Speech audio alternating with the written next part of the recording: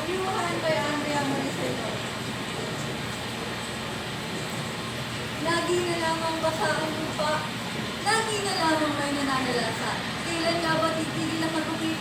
Napakaraming Pilipino na ang nililipit. Sa lakas ng bagyo, buong Pilipinas na ang ginugulo.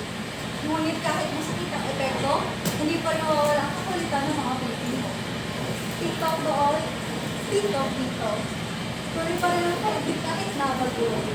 May nagsiswimming pa sa baka, lala mo na sa Olympic sa mga bata.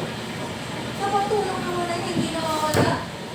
Kapwa Pilipino, laging nagpupusa. Ngunit yung mga politikong puro lamang daga. Nag-aabot pa ng 500 piso habang nasa baka.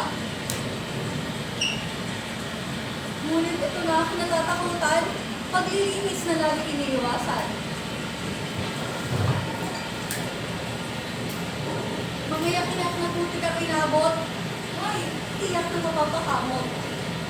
Mga gamit ay nabasa, mga bahay na pakaraming binaha. Tubig at kuryente pa ay wala, kaya ito, maghapong nakapulala. Ngunit matapos ang dilubyo, lahat tayo ay walang tatayo. Taas ang kamay at walang natatakutan, din ang mga Pilipino laging lumalaban. Mahirap man ang buhay, ngunit never malulumbay. Andiyan ang Diyos upang laging tumabay, kaya aking pag-asa, never mananamlay. Bagyo ka lang, Pilipino ako, Pilipino totoo, masaya kahit lumawag ko.